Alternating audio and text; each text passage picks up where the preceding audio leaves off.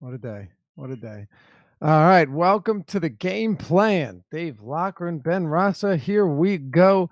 10 games. Ben, only 10 games for week 11, but certainly some games with some high scoring potential. That's to say the least. Yeah, it's an interesting slate. Obviously, no Rams, no Chiefs. We get a break from them, but there is a lot of, the theme of this week, just right off the bat, there's a bunch of guys around 8,500 to 9K. They're all in good spots. If you can pick the right one, you're going to be in a really good spot because there's a ton of them. Yeah, there are. The problem is I'm not sure where to go. I mean, I'm trying to spread around some quarterback exposure because usually I don't mind saying, all right, I don't want any of these guys in my player pool. I have like, I don't know, four or five that I really like. There are a lot of quarterbacks, a lot of top tier wide receivers, and a lot of top tier running backs, whether it be, Barkley, Melvin Gordon, Alvin Kamara, Ezekiel Elliott, Christian McCaffrey. The list goes on. All of them capable of breaking the slate. And I'm trying to do what I can not to get burned by one of or two of them. But you can't. Like I can't play that way because it'll just end up spreading myself too thin and then not having enough of any of them. That's right. Today, one of the things like I'm trying to tell myself already is you're gonna not have someone that has a big game today, and that's all right. You don't need every guy that scores 25. Uh, you're just gonna have to live with Michael Thomas or Saquon or someone that you're under-owned on having a possibly big game. Uh, and that's just the theme of the week because you can't get them all. You just got to live with that, and we'll see what happens when it all comes together. Yeah. All right. By the way, can you hear me all right or no? I hear you Having all some right. problems over on my end. You're a little Yeah. laggy. Yeah, I thought so. I'm just trying to make sure that, yeah, I don't know why I would be laggy here. You sound good now. All right. Okay. Well, you know what? Let's just start. Let me know if we have a You're problem. alive. I'll try and fix it on the fly. All right. Cincinnati, Baltimore. Yep. Not really not really particularly enthusiastic about this game, Ben. Maybe you'll leave a different impression on me, but this is one that doesn't do a whole lot for me. I have enough respect for Baltimore's off or defense and enough disrespect, I guess you could say, for Andy Dalton when AJ Green's not on the field. Like there's just nothing about Dalton right now with Green out there. We saw what happened last week against the Saints team that just in terms of pass defense has been terrible all season long. I mean, this game I expect to be a grinded out slugfest, divisional game between two teams that are hanging on to their dear life. And then on the other side, you've got, Joe Flacco, who won't be on the field, or at least is he still doubtful? I think he's out. He's Yeah, I think he's out. But I don't know. Yeah, you can make the argument, I guess, for Alex Collins, right? You can make an argument for Mixon because he's good. But I don't see how I get to these guys, at least not with heavy exposure. With like I said, so many players that I like a lot more than everyone in this game. What are you doing here? yeah, it's a bad game. To tell you the truth, when I first looked, I had talked about Mixon is in a dead range that makes him appealing, and it still does. But man, I'm not playing 150 lineups. If I was, I would have some shares in shorter fields and stuff. I couldn't even get there, and he was probably at the top of the list in this game for me. Other than that, I'm not too interested in anything. I've seen people I think were interested in Lamar Jackson. Maybe they still are. I have zero interest there. I don't even know what they're going to do in terms of RG3 if he sees the field as well. Not messing around there. You could look to the Bengals defense. I get that 2,400 against these quarterbacks is a pretty good spot, but it's not like they're an elite unit as we saw. I know the Saints are incredible, but the Bengals defense hasn't been too good and they're not at home. What's I'm not sure I'm understanding all the love for Lamar Jackson. I mean, look, don't get me wrong. I know he's cheap. I get that. He's inexpensive. Totally understand that. Cincinnati's defense is not good. I get that too. I guess the thing for me, Ben, it comes back to there being so many guys at quarterback already that just aren't expensive. You know, like it isn't like it was a couple of years ago on, say, DraftKings, where Lamar Jackson's 4,700, and the next quarterback that's even halfway viable is 6,800. It's the highest Exactly. quarterback is 6,500. Yeah, you're not getting that much in terms of equity if you punt with Lamar Jackson when you can take Eli, Mariota, Dak, a slew of other guys for literally a couple $100 more. It Yeah, seems like an unnecessary risk. it did. Maybe it'll work out, but I had seen stuff saying like, if Lamar Jackson isn't looking strong early, you'll see some Robert Griffin, and I don't know. It does feel like this game isn't necessarily going to be all Lamar Jackson. Maybe it will. I don't know, but I don't think I'm going there. I just don't really have much for this game in general. Like I said, Not me if you neither. want to go to Alex Collins, I get it, Ben. If you want to go back to Tyler Boyd, I understand it, but I think you can do a lot better at both positions. Yeah, I mean, you're going to get in this game, the ownership is your best attribute. They're not going to be popular. It's not a popular game, but I think that's for good reason. So I pretty much stayed away, and there was plenty of other options, even in the non-popular range for me to go to, and that's kind of what I did. All right, you want to move on then? I think Yeah, we should get probably this move game on. out of here. Let's move on. All right.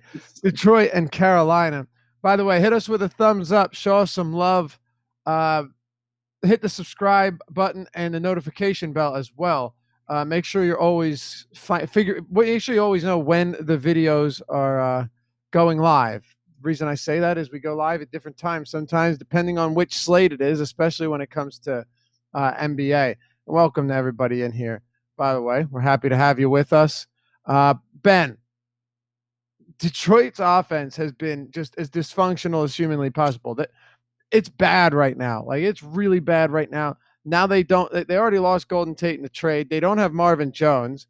You're gonna have your receiving core is gonna be Kenny Galladay, T.J. Jones, and like Brandon Powell, maybe Bruce Ellington. It's really not good, but they have focused heavily on getting Curry and Johnson the ball. I think that's worth noting at least. But you're also not getting Curry and Johnson at a discount anymore. No, this is one of the teams where if I had like one reveal and I could see how production fell this week, this would probably be the team I'd choose For because sure. Galladay is going to be super popular for good reason. He saw 13 targets last week. That was with Marvin Jones. Now it's hard to imagine that he doesn't see a massive workload. The guys behind him, though, I don't know how I couldn't get to any of them. I couldn't get to TJ Jones, Ellington, the other guy who I don't even know who that is. I don't have time for them. But then you got the two running backs. Riddick is the one, he's 4K. I would say there's a good chance you see him in the slot a bit. The carries are not going to be there, but you don't need that with him. He's a strict pass catcher at this point. And then on carry-on, the passing game is becoming part of his, arsenal right now. It's not just 20 carries. He's getting a handful of targets, and if he gets 5 to 8 targets, watch out. Even at 5,800, I'm going to have some interest there. So am I. And keep in mind, it doesn't matter that Theo Riddick's getting passing work because he's lining up in the slot part of it most of the time. That's not really taking away from him because they're already so desperate for pass catchers. By the way, Ellington, that's Houston's Ellington. Yeah, I know. That's the thing. It's like he would Okay. be the one I'd be most confident in. He's been there for days, apparently. Like he has not been there long. So Yeah, I don't think so. I have trouble believing that he's integrated into the system as much as they'd like him to be. yeah. But get Kenny Galladay. Yeah, it's just one of these spots where you're like, okay, you have to do it. How much though? How much Kenny Galladay are you going to be playing here? Because we know he's going to be super popular. He's going to be, stupid popular. I have him. I think you just cash. You obviously just do it and work around that. That's simple. Tournaments, I have about 40% right now. To be honest, I don't even know how much leverage that will get me. He's going to be that popular. And when someone's that popular, there's always merit to looking, we'll get to Corey Davis and plenty of other guys. There are options, but at the same time, I don't see many ways that he doesn't at least get the targets. You don't know what it turns into, but Carolina's defense isn't great. The Lions are at home in the Dome. Pretty good spot at sub 6K. It really is. Look, I've gone back and forth depending on whether I want to come in under the field on this, just because Yeah. he's going to be so popular, right? But I'm probably ending up around that same 40% line that you just mentioned, and I'm okay with that. I don't love it. It's just I really worry about this Detroit offense. Like, even though, I get it, they don't have a lot of bodies, Ben. They're going to have to throw to Galladay. I understand all of that, but it doesn't mean that things can't go terribly awry just because it's in Detroit. No, I mean the Lions. Not that they're not the Jets. I'm not saying that, but they're not good in the sense that No. when you're relying on bad teams, even though it's obvious what they have to do, it doesn't mean they can do it. And Stafford, he's going to throw the ball a ton, but it's not outside the realm of possibilities that they're just ineffective as a whole. And Galladay and some of these guys, like I said, they're going to get the targets, but what do they turn them into? It's not a home run spot. It's certainly not that. But at the same time, you look and you're just like, this is a team that obviously they're going to have to put up some points against Cam. I have to imagine that Galladay in the passing game is the one who does that. Where are you at on the other side of this game? You've got Carolina, Cam Newton, who, outside of last game, which was, man, it's funny because he's 23 for 29, but it was still, that was a disastrous performance all around. We can all agree. Outside of that, Cam Newton's been really strong this season. Now he's facing this Detroit team that's in shambles. Christian McCaffrey's another guy. I don't know how I can get to him this week. I'll just tell you straight up. Like, I think it's going to be really hard for me to get any meaningful exposure to McCaffrey.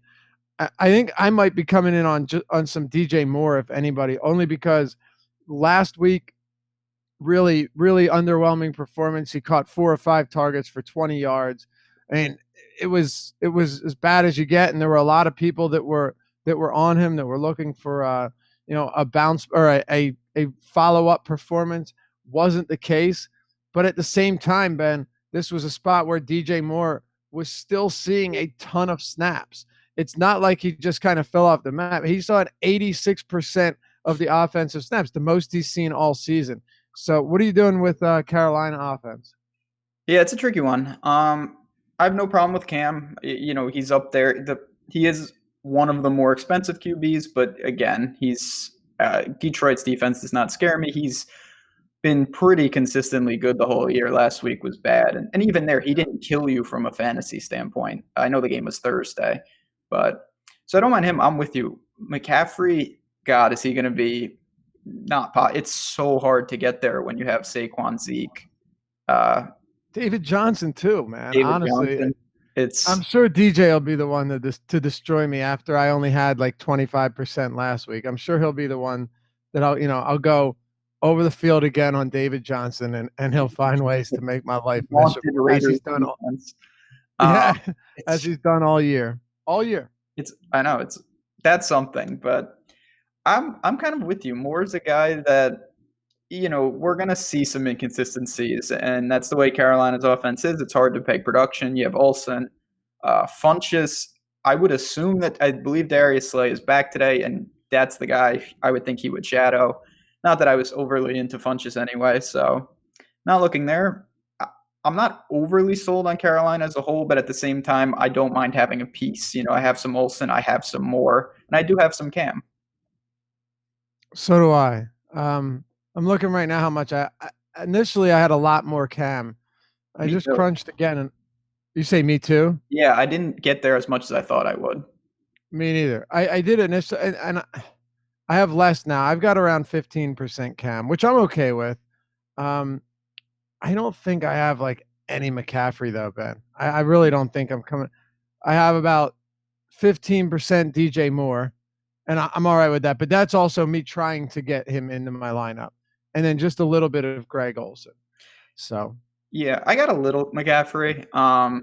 But again, that's just a tough one. You're sacrificing a Zeke or Saquon if you do that. There's that's just the opportunity cost of the day. So if you think he can, it's just tricky because it's not just a binary decision where it's like, all right, I'm playing McCaffrey and he gets me 24, which is great. It's not going to work if Saquon and Zeke get 31. So Right. it's not like you just need to get him right. You need to be confident that he's outscoring your other options at that price range. How much Curry on do you have? I originally had 0, and now I've started to up it. So I don't mind using him even with Stafford, which is against the grain. I think the targets are going to be there. I do have Riddick. I mixed and matched in this game. Didn't really plant the flag because I don't know both these teams. I think the production can come from multiple different narratives. Yep. But it's a good one. I think this is a sneaky, not even that it's overly sneaky, but it's a good game for fantasy purposes. It is. I honestly don't even think Carolina defense is that crazy. Just with how bad the offensive line has been and how bad they've been, how incapable they've been of protecting Matthew Stafford. Yeah, he fumbles every single game. That's just, it comes preloaded with a Stafford fumble, and the line, it has been bad. I know there's a couple. We'll get into defense obviously as we get going. I have some real weird defenses this week, but they're in Really play. interesting. I don't. It's interesting. The last guy I wanted to mention in this game, I know you brought him up quickly, Theo Riddick. Mm-hmm. I'm not in love with him at all, but I do think that Riddick is going to be pretty much entrenched in this passing game no matter what. Yeah. And I don't. What's that? No, I was just agreeing. It's hard to imagine he doesn't take on a role. Yeah, so I think he's cheap enough to where I don't have an issue, getting a little bit of Theo Riddick into lineups. He's not a cash viable play, but you're looking at him over his last 2 games. He's playing, almost 60% of the offensive snaps, which is pretty encouraging. And he's really not him and Curry aren't cannibalizing each other. So that makes both of them viable to me. Yeah, that's the interesting thing because you can't really think of him like a running back right now. He's just in a hybrid situation due to the injuries. Right. So there's a real chance that Riddick gets there today with ease, and he has 0 carries. So take that for what's worth. Sure. No doubt. Yeah, he could have 6 for 7 for 80 or something, and it doesn't kill you. I also don't think I mentioned it, Carolina's defense could definitely give you some decent numbers, and Ben said he'll give us some off the reservation ones. I'm looking forward to that. Well, I'm interested to see who you have on D because I'm going pretty generic here, and I don't feel good about it. But I'm going kind of cookie cutter at defense. Okay. To be honest with you, but we're about to find out. So Indianapolis and Tennessee. Okay, so I'm going to tell you right now, this is one of those games where I will be planting some flags, Ben. Okay, and this is really just more so of I think some of these players are cheaper than they should be.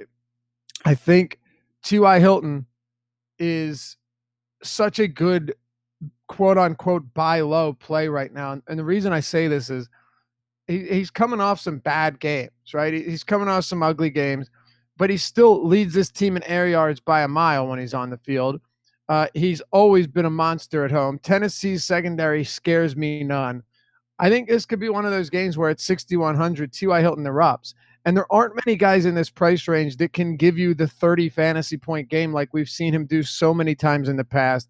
I think he's off a lot of people's radars after, having a kind of underwhelming season, injury-prone or injury-plagued season. Him and Corey Davis on the other side. The Colts defense is unraveling by the week. And their offense is staying strong, but their defense unraveling. Corey Davis and T.Y. Hilton are 2 guys that I have quite a bit of interest in today, and we'll see how it works out for me, Ben. I'm with you. So we're gonna be, yeah, I like both of them. I'm throwing Dion Lewis is with those 2. Oh yeah, really love like Dion Lewis. I know he'll loved him last week, and he shit all over me. But that's right, me too. But it's hard not to go back. That game last week was not an outlier, but at the same time, it was a terrible. They got up. Henry Vulture both touchdowns. If this is back and forth, or if the Titans are trailing and the Colts are playing well, Dion Lewis is going to get to work in the receiving game and at sub 5K, I'm with you. This is a game on a whole. We were talking before, and I said I've gotten off Cam. It's mostly because of this game. I have a lot more Mariota than I thought I would. Me too, and I hate it. Like I hate didn't even think I would use him, to be honest. I have him. Luck is certainly in play too. I went back to Jack Doyle in this game. Ebron, that was talk about anomalies. The snaps weren't there. That was just it's Ebron. That's what he does to people. He scores all the touchdowns in Detroit. He has saved up, and now he's using them when I don't need it. So I'm on this game all over the place. The one guy I didn't get to, I don't have any Marlon Mack.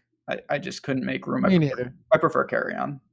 There's too many running backs that are just in elite spots, and I have a decent amount of respect for Tennessee's run stopping, and their pass rush. But it's amazing. The Colts pass blocking has been amazing. I don't think Luck's been sacked for like 5 games, dude. It's crazy. And that's the key. He's usually, he gets injuries like kidney or like bruise. It's crazy injuries usually. Yeah. He's taking so many hits. Now he's not getting touched. That's right. A clean pocket, and that offense is really moving. I expect a back and forth game. Another one. It's in the dome. That helps, of course. So fire up TY, and I have all those plays around him as well.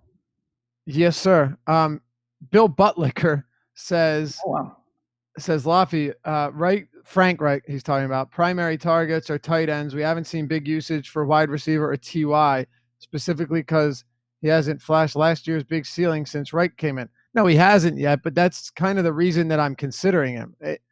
Let's not act like TY had double-digit targets in each of his first 3 games. Then he started dealing with those injuries, right? Then he's out. Then you have a bye, and then you're facing Jacksonville. That I get it. Despite their struggles, they're still good against outside receivers. The Oakland game was a total anomaly, and Marlon Mack just put in all the work there. I'm not super concerned about this. I think, if TY gives you, if TY has 9 or 10 targets in a game, Ben, that I think should stay competitive. Same. Last I looked, you had a 2-point spread on this game, a 50.5 point total. Colts 2-point favorites. I think it lines up well for TY to see his first double-digit target game since week 3.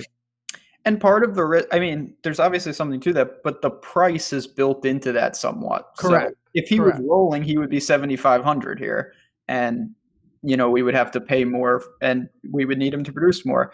At 6,100, not that I'm rooting for a middling game, but he has some room to not kill you and still not get there at that price. Right. Don't get me wrong, dude. They've targeted their tight ends quite a bit, whether it be Eric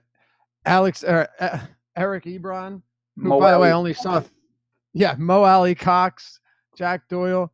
I'm just kind of staying away from the Indianapolis tight end situation. Are you going back to Doyle or anybody here? I have Doyle. It's just a situation where the snaps have been there. It's coming. He was another one. He was hurt, and then last week the Ebron thing was just absurd. There's definite risk because, like you said, they have guys. Mo Alley Cox played college. I didn't even know he was a football player. He wasn't in college. Yeah. But I still will buy Doyle on this spot. I think 4,200 is just a little too cheap. Yeah, I think he's fine. I don't have a ton of him, but I don't have an issue with that. Really, for me, it's Ty, Corey Davis. Dion Lewis is a shoo-in. Just you kind of just play Dion Lewis, right? At his price point, it's absurd.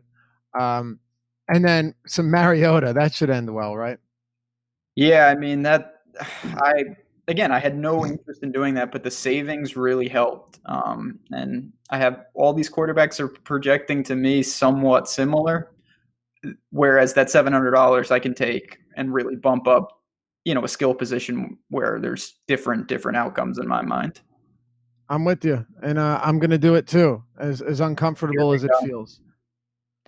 All right, Dallas and Atlanta, Ben. And I think I am lagging a little bit, so it's making us overlap. But I think we're getting along okay, no problem. Yeah. We'll make it through this. 49 point total. Falcons 3.5-point home favorites inside their own dome.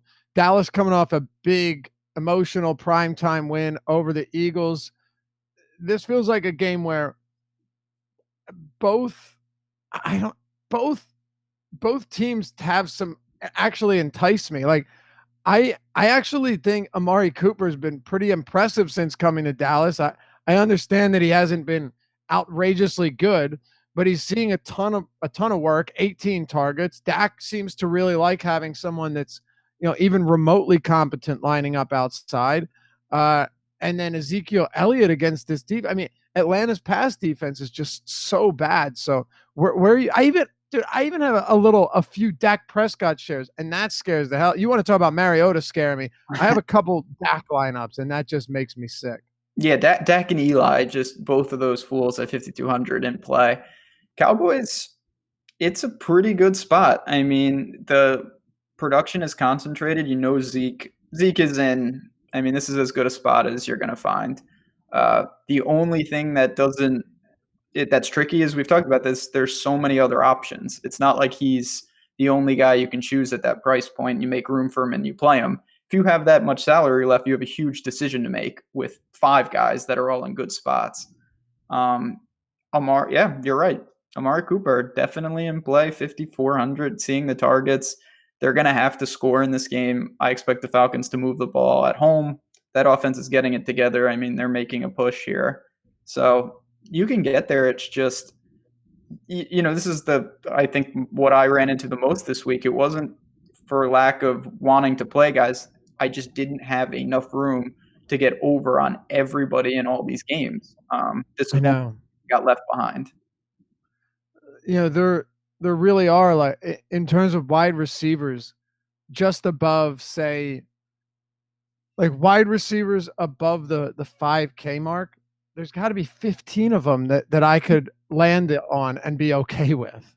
It's just in the 5K. I mean, we just talked about Golladay, Corey Davis, and now Amari Cooper. All of them are in, I think, really good spots and are going to be good. And then there's, like you said, over 10 guys right above them. And then you get to superstars who are great plays. That's what made it tricky this week. You're not just looking at a guy in a vacuum. You have to compare him to the slate itself. Exactly. And that's why I think, Ben, I think there's a good chance I'm going to be punting quite a bit at tight end, meaning sub 3K. Ooh. In order to get a number of good backs and wide receivers into my lineup. We'll obviously get there once we get to the 4:00 hour.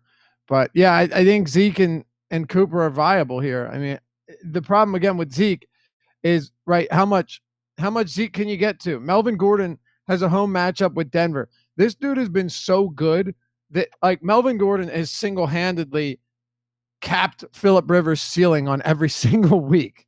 Yeah. And Alvin Kamara against Philly. You got Saquon Barkley against Tampa Bay. David Johnson. You throw Deion Lewis in there and many other cheaper guys because you still need the open spot.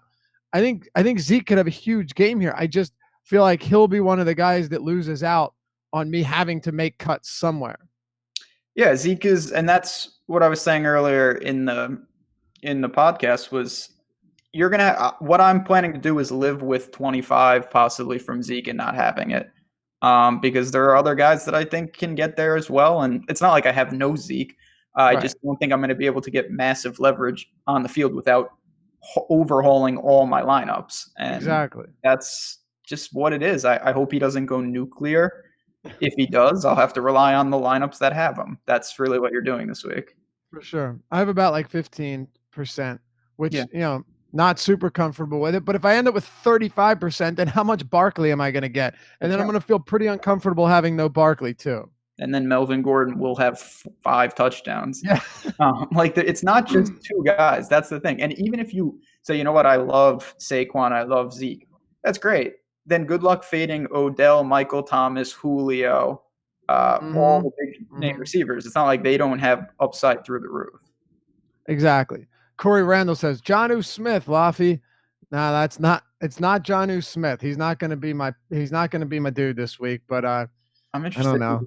I have Okay. one real shady character at tight end too. But I'll tell you who it is. I'll tell you, it's Ricky Seals-Jones. wow, okay. Telling you right now. He's not even in the he's in my normal bucket. I have guys more disturbing than that. Oh, so yeah, I have fucking O'Shaughnessy. So Oh, that's the guy. I have a 2,600. Just it should go well. I was saying to Josh before the show, if DraftKings just put him in and he wasn't a real guy, I wouldn't even know because I've never seen him play. He's just apparently doing some work for the Jags. Yeah, yeah. With Jonnu Smith though, man, the problem with me there is just he's got touchdowns in consecutive games. Like the dude has not topped 3 targets in a single game this season. Yeah, he's living as well as he's going to live. So it's almost like this is what you're praying for. Again, I don't know how he eclipses this unless something changes in the offense. Right. And hey, if he scores for the 3rd straight game, then you're riding high. And you know what I mean? You ride that lightning. But outside of that, nah. What about Atlanta for you? Because a lot of bodies here. Not sure how many I can prioritize. And like honestly, we do this show each Sunday. We're gonna get calls wrong, no question, right? We got plenty wrong this season, but I'd rather that than just tell you to play every guy in every game and how much we love them, and then you're left scratching your head afterwards. Say, wait, I can't. How do I play 80% Zeke and 80% Melvin with 80% Michael Thomas and 90% Alvin Kamara? It doesn't work, right? So we got to make cuts somewhere, and I'm curious if you're going to be doing that with the Atlanta Falcons. Yeah, well said. This is a situation today where I'm after show obviously in Slack, ton of questions. There's going to be guys that I say I really like, and I may not even have them, and that's just the way it is because it's not a one binary situation. I did make it a priority to get some Julio. I think he's going to be the sneakiest of the big 3 in terms of Michael Thomas, Odell, and him. Even having done that, though, I didn't love the way those lineups looked. It was tricky. And when I did that, I did obviously I used him, and I think most people will do this with Zeke, with some Cooper, with some Dak even, kind of make a mini game stack there. Other than that, I didn't get to Sanu, Ridley. I see the logic for Tevin Coleman, but God, it's tricky. I'd prefer some of the running backs kind of we previously discussed. I had to cap Tevin Coleman real low because I was getting more than I liked. And Tevin Coleman is just one of those guys.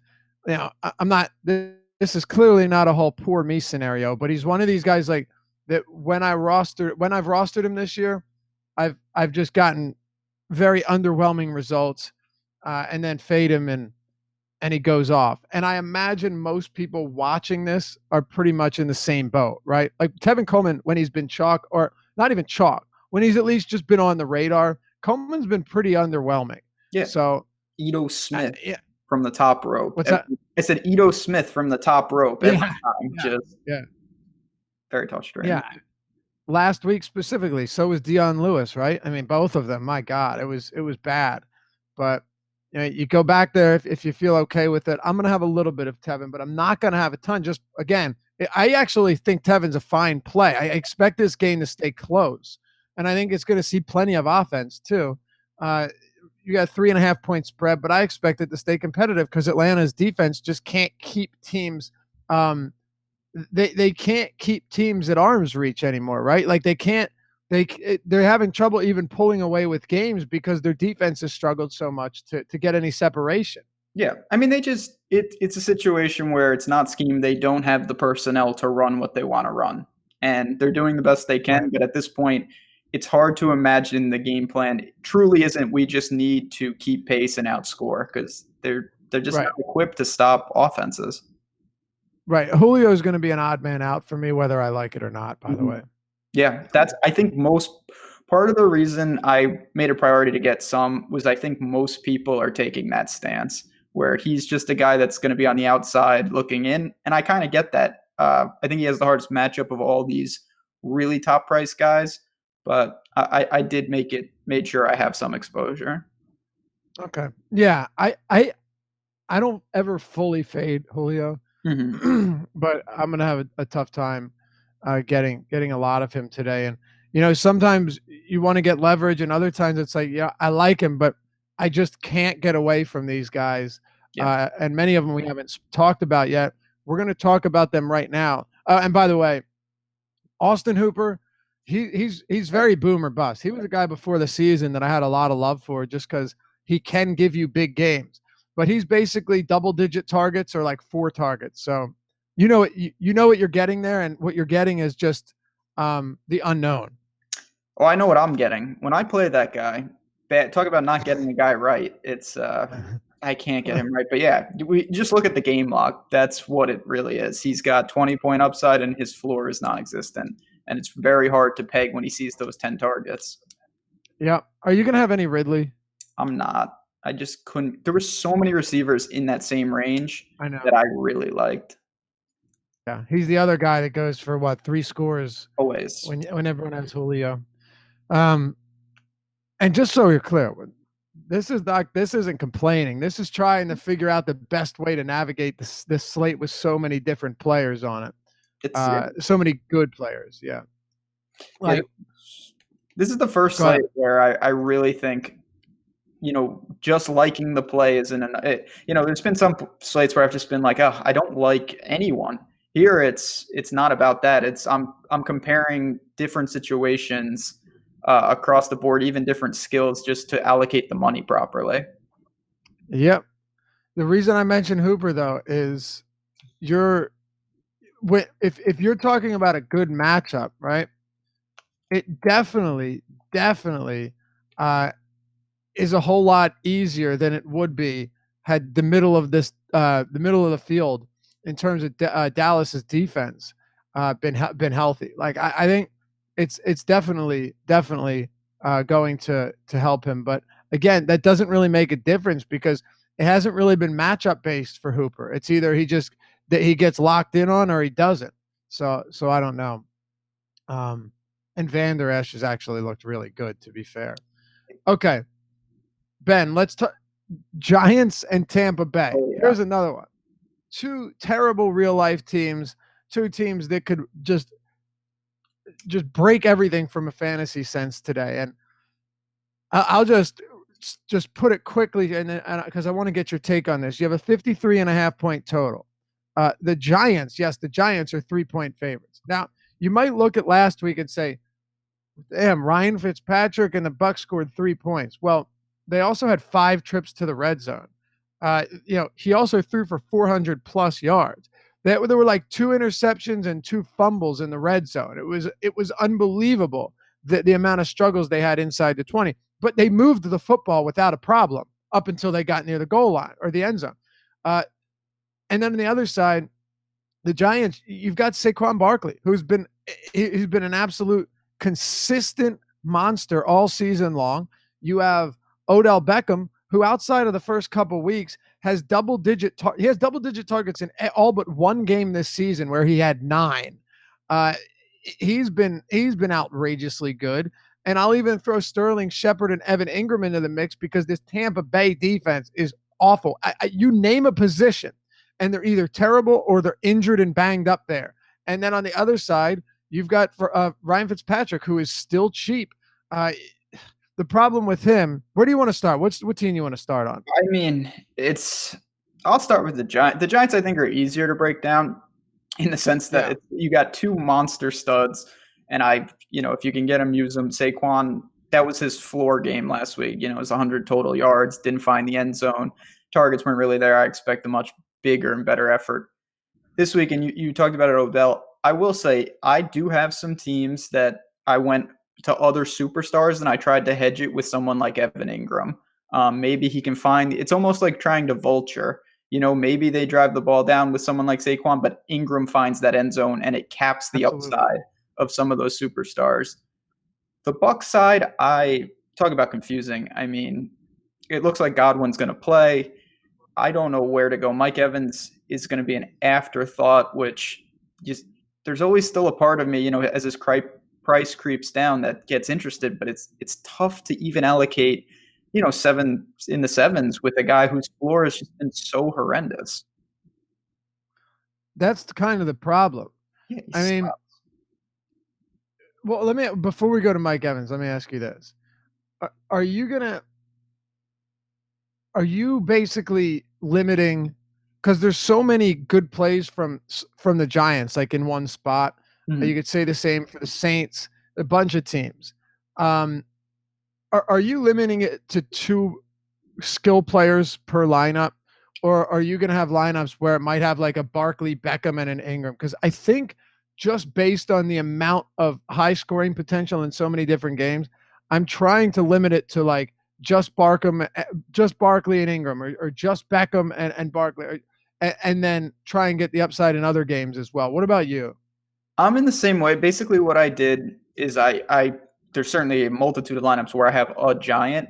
If I load up, I have Eli on it, and I don't really have much Eli, but I did make a couple where I just went full onslaught with the Giants. Because if it gets to the point where if like Ingram is getting involved and the superstars are getting there, Eli's got to be getting there. So but I overall I didn't get to much Eli, so that's more of an afterthought in terms of my overall construction. Yeah, so the reason I've done it this way is because I feel like even if even if the like Barkley and Beckham both have good games, Eli can still just be mediocre, which makes it tough for like three skill players, not including Eli, to have a big game, right? Yeah. So I'm kind of banking on Eli just being okay, but still Barkley and Beckham, or maybe Barkley and Ingram having good games. That's what I'm hoping for because we've seen it so often this year. Oh yeah, no, that's certainly viable. It's just it's a balancing act. It gets to the point where Right. if you really load up on the Giants, Eli's got to be involved. But I certainly have lineups. Most of my lineups, Eli's not one of my top quarterbacks by any stretch. And Saquon, Odell, even Ingram are guys that I definitely used. Agreed. On the other side, though, it's tougher because with the Giants, I love Barkley, I love Beckham. I even like Evan Ingram. I have a good amount of him. Mhm. I sprinkled a little bit of Shepard in there as well because Tampa Bay really does struggle in every facet of their defense. But on the other side, it's a little bit tougher because I'm not confident in Mike Evans. I don't know if I want to, pay for Mike Evans when you have so many. I mean, dude, he's $500 cheaper than Antonio Brown, who I get the tough matchup, but Brown's just been a staple of consistency. So is DeAndre Hopkins. Do I even want to risk Mike Evans here? And Chris Godwin and Deshaun Jackson. For me, I think OJ Howard is probably the one guy that I have most interest in outside of Ryan Fitzpatrick. What about you? Yeah, I'm not overly into the Bucks as a whole. I, there were all plays that if I made my lineups and they were my last man and that's where I was at and I liked the rest, I wouldn't mind Mhm. Deshaun Jackson. I Right. wouldn't mind But OJ they're so Howard. hard to peg, Ben. They're a Yeah, really tough team to peg. you're really just banking on getting honestly lucky. I really don't think there's a lot of rhyme or reason. We've seen Humphreys have huge games, Mike Evans here and there. Peyton Barber, I don't think it's outrageous to think that he gets involved a little today and he's super cheap.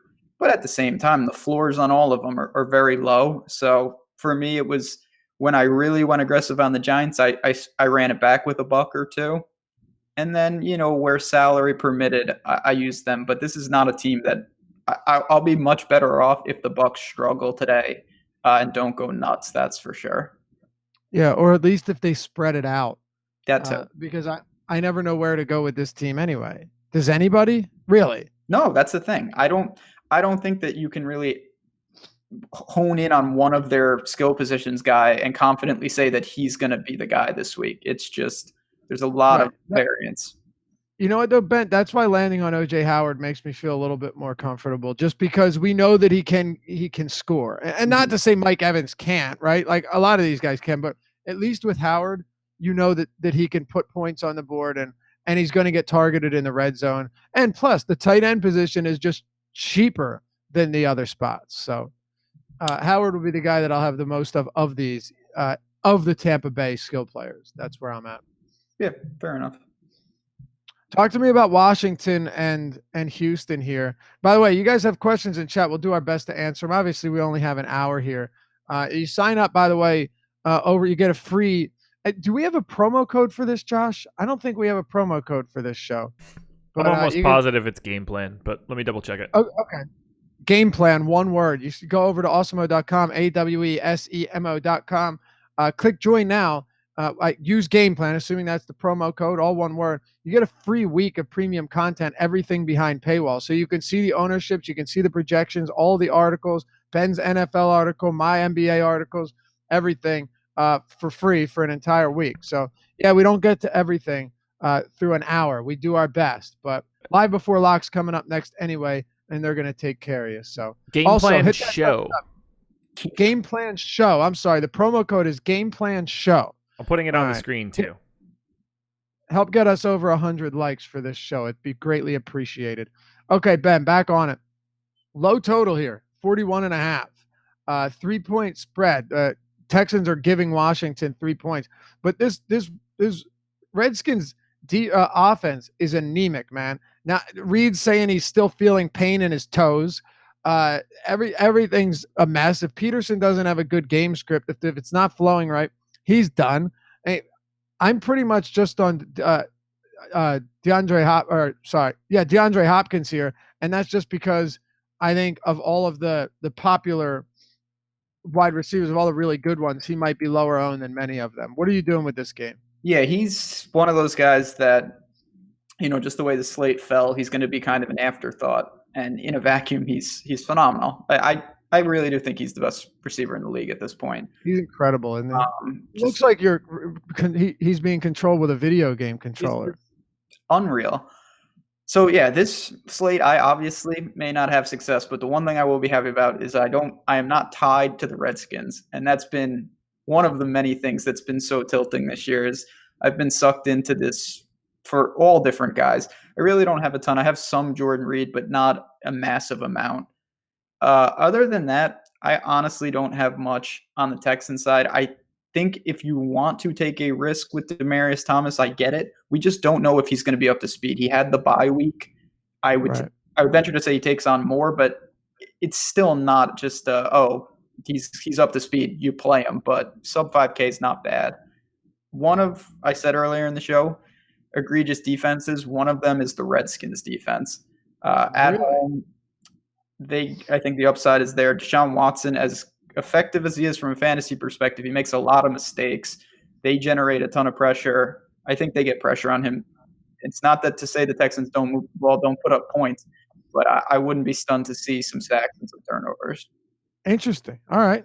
I like it. It's funny because I have a little bit of interest in the Texans defense. So that's a really interesting one. I think the way I looked at it, the Texans defense to me is way more likely to get you 8 to 10 because they're going to do it with sacks. Alex Smith, though, he's just not the kind of guy to turn it over 3 or 4 times. Whereas on the Redskins side, I think the upside is massive, but the floor is really low because you're really not going to be reliant on sacks as much. It's an excellent point. I had like 20% Texans in my first run, and I scaled it back a lot because you're right. He's not prone to making mistakes. He's prone to being bad, right? Like Houston could have like 10 to 12, 13 fantasy points based on only allowing 6 total points and getting, 6 sacks. But you're right. The pick 6, the scoop fumble for a touch, the scoop and score, those aren't as you're not getting as good odds on those as you would with other teams. So I totally agree with that. But really for me, it's DeAndre Hopkins. I think Lamar Miller will be back to seeing a ton of volume, but again, it's hard to get him in there, especially when you have such good price points on guys like Dion Lewis. This game in general, and I'm not on Demaryius Thomas just based on the fact that I think I can do better. Could he have a good game? Sure. But I'm just not going to land there. And he's cheap, Ben, but it's not like he's dirt cheap. Like he hasn't been that good this year either. We can't ignore that. No, it's true. If he was, say, in the 3s, that would be a whole different argument. I ultimately didn't get there much, but the unknown makes it appealing in a sense. Sure. Are you doing anything with Jordan Reed? I have a sliver. We'll get to the Eagles. Obviously, I I want to talk about Ertz, obviously, but I do have some read. All right, so then let's get through this because I want to definitely make sure we can get enough time on that Philly game. Pittsburgh, Jacksonville. Jacksonville's offensive line is in shambles right now. They're not a good football team. We know that. Pittsburgh's actually a 5-point favorite on the road. James Conner's cheap, even though it's a relatively tough matchup. He's been so good. Detail where you're going in this game, if anywhere. Don't have much. Hope I can get away with it. Just Steelers offense is scary to not have a ton. I get Juju in the slot. I get, if you want to take the stabs with Connor, AB, of course. Ultimately, just didn't work the way I wanted to build. On the other side, I, of course, have a little DD Westbrook, little O'Shaughnessy for super salary relief, but this is a game I don't have much of. I will follow up what I just said, and this is the more extreme of the two. I have some Jaguars defense. They're only 2,200, Wow. and they've caused Big Ben some problems in the past. I don't think it's unreasonable to think at home I thought last week was a must win for them. If they have any hope, this is it. You have to win this game. I think they put forward a pretty good effort on the defensive side. Yeah, there's rumors of Jalen Ramsey going rogue and playing like press coverage when they're in zone. That's not a good sign, but it's just out defense. 2,200. Oh, yeah. No, I think that's interesting, man. I don't think that's crazy at all. Plus, we've seen like the Jets like last week when they're super hot. We've seen them just completely shit the bed. So it's defense.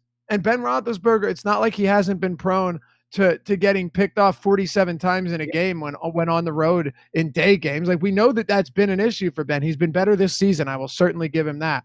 But no, I don't think it's crazy.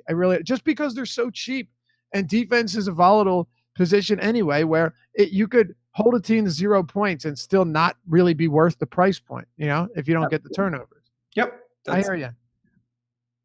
But I just quickly, I think Juju is the best one for this game. Jacksonville has been pretty vulnerable to good slot receivers, and he's there. I also think if you're looking to be a little bit different, I actually do like Vance McDonald quite a bit here. I think this is a good spot for him in the middle of the field. We know that Roethlisberger's happy to target him when teams take the outside away, when they take AB away. I think this could be a big spot for Vance McDonald, and I'm going to have some of him, Ben. Interesting. I can see that he's not going to be popular, and tight ends a spot where you can kind of get away from the herd to differentiate. Right, and that's what I'm doing. I try and get away from the guys that are outrageously popular because a lot of times popular tight ends end up ruining your day. All right, Denver and the Chargers. It's just so hard not to always want to play Melvin Gordon, right? They're 7.5-point home favorites, 46.5-point total. Melvin Gordon's been an absolute monster all season long.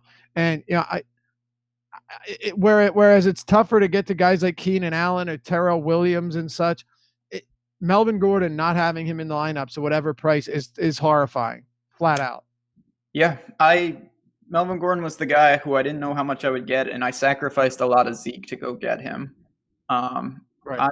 I'm on Melvin Gordon. I'm on Keenan Allen as well. Not in the same lineups, but those two pretty much. I think they do the heavy lifting today. They're obviously going to be effective at home. If you could afford the Chargers defense, sure. It's very difficult to do that in this slate of games. I have basically no interest on the Broncos. I think Cortland Sutton is still viable in a deep throw just because his skill set hasn't changed, but I'm not looking to really attack that situation. Do you have any James Conner, by the way, just going back to that last game? Zero. None. Okay. 0%. I think he's too cheap, but I just need to do everything I can to get the guys that I love into my lineups. And that will come as sacrificing James Conner. I just wanted to throw that out there because I think it's kind of an important point. All right, sticking with this game, I'm not going to end up on a lot of Keenan Allen. I have a sprinkle of Terrell Williams. This is where the Broncos have been beat. Anything else from this game? Oh, Jeff Herman, I think, is at least viable. He saw a lot of work in the first game without Demaryius Thomas. He saw 11 targets, and we've seen him actually get peppered a few times this season. I don't think it's crazy to look at him at a pretty weak position. That's about it for. Oh, Chargers defense, I'm going to have some of as well. Yeah, if you can get them, I think Bosa is back, even in limited fashion. That will help. Yes, I agree. All right, and what are you quickly, Manny Sanders? If you mentioned him, we'll move on. I may have missed it. Again, a guy. If you told me, hey, you like Manny Sanders, I'd say I totally get it. I prefer Ty basically at the same price. So do I. Okay, fair enough. Arizona, Oakland. You know, it's crazy, right? When you have this Arizona team that's expected to have a time of possession through the roof and like expected to win this game handily. Oakland is that bad, flat out. They're that bad, Ben. Arizona is a 5-point favorite, and they've been terrible this season. David Johnson, Ricky Seals-Jones. These are two guys that I'm going to have a lot of. The latter scares the hell out of me. But you know what? Since Byron Leftwich took over, he's been running way more pass routes, and his average depth of target is like he's actually has a decent amount of air yards for a tight end. So yes, I will have some Ricky Seals-Jones, and I'll probably go to the grave with it. I'm with you. I mean, it's almost out of necessity. He's getting targets, and that salary relief really opens it up for the rest of your team. David Johnson in play, totally get it, like it. Cardinals defense, another one, expensive, but the Raiders are just anemic. I actually looked at them because they have no receivers left. Brandon LaFell is their best receiver right now. So if you want to punt there, I guess you could. But ultimately, I even scaled back when I tried to do that because I have no confidence that they can even be effective, even in a situation where you don't need much at that price point. Yeah. I'm going to have some Arizona defense quite a bit, though. Like, quite a bit. Do you have any Jared Cook? No, I don't have any. I think they're actively trying to lose, so it's tough for me to really get on board with this. You know, I know that Roberts and LaFell and stuff are going to be popular at the bottom, but I'm just going to have like very, very minimal exposure to those guys because what can they really give you? You know, even if they're that cheap in tournaments, you don't win with 8 points from a 3K guy anymore. It just doesn't happen. That's really the good point because you can, if you fade the Raiders completely, are you really getting burned to the point where you're like, oh, slate's over? Right. Like if one of them gives you 14, you can survive. You'll probably be just fine. Right. I doubt LaFell's going for 102. Like it just, they don't get into the red zone. All right. We really don't have a lot of time, but let's close it out with the Saints and Eagles. Highest total on this slate, 56.5 points, 7.5 point spread. Obviously, the Saints are favored at home. But look, because we don't have a lot of time, I'm more interested in where you're going with this game in terms of just game theory, in terms of ownership, more than I am who you love in this game, because everyone can be a great play here. Mm-hmm. Yeah, I mean, this is ultimately a game where, the Saints got their big weapons. I think that Ingram, I've seen a couple people ask about him, is rendered somewhat ineffective trying to run up the middle. That does make me worried, about I don't have that much Kamara. And then this is your account, but Zach Ertz, at 6,600, I just want to play him. I made room for him. I sacrificed my lineups with him. I don't know about what Golden Tate is in terms of a weapon just yet, kind of taking a wait and see. Running backs, I don't know. The Saints' run D is good. I expect if the Eagles compete, it's because Wentz in the passing game is doing the heavy lifting. Agreed. I will have Wentz. The guy's going for 300-plus yards seemingly every week, even though they can't get wins on the board. And Alshon. I will have some Alshon. And I'm going to throw this out there. If you're trying to be different in this game, like this game is going to score a lot of points, but you don't want to have all the guys that are going to be super chalky.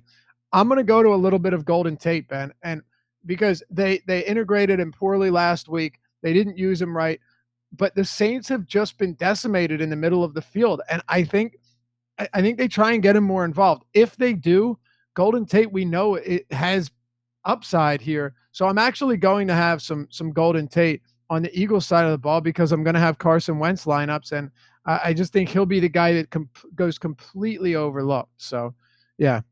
No, I get that. Totally worthwhile play in GPPs for sure.